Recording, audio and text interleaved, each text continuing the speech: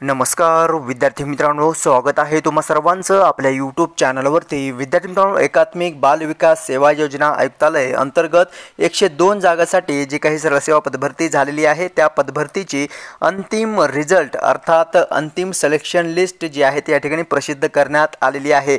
TCS कंपनीमार्फत दिनांक 14/10/2024 ते 3/11/2024 या कालावधीमध्ये तुमच्या ऑनलाईन पद्धतीने अर्ज या ठिकाणी मागवण्यात आलेले होते। तसेच रिक्त जागांचा तपशील जर आपण कॅटेगरी वाइज या ठिकाणी पाहिलं तर त्याचेही या ठिकाणी विवरणपत्र देण्यात आलेले आहे। कोणत्या कॅटेगरीसाठी किती जागा या ठिकाणी भरण्यात येत आहे ते ठीक आहे। सदर पदांकरिता या ठिकाणी 76 परीक्षा केंद्रांवरती तुमच्या एग्जाम जे आहेत ते या ठिकाणी कंडक्ट करण्यात आलेले होते। एकूण 14 सत्रांमध्ये तुमच्या ऑनलाईन एग्जाम घेण्यात आलेल्या होत्या। तर पहा, या अनुषंगाने जर आपण पाहिलं TCS संस्थेमार्फत दिनांक 1/7/2025 रोजी प्राप्त झालेली जी काही अंतिम गुणवत्ता यादी आहे ती या ठिकाणी जिल्हा निवड समिती एकात्मिक बाल विकास सेवा योजना आयुक्तालय नवी मुंबई यांना दिनांक 3/7/2025 रोजी तपासणी करून शिफारसी सादर करण्यात आलेली आहे। ठीक आहे, 102 उमेदवार आहेत। यामध्ये 102 उमेदवारांची कागदपत्रे पडताळणीच्या अधीन राहून तात्पुरती निवड जी आहे ती या ठिकाणी करण्यात आलेली आहे।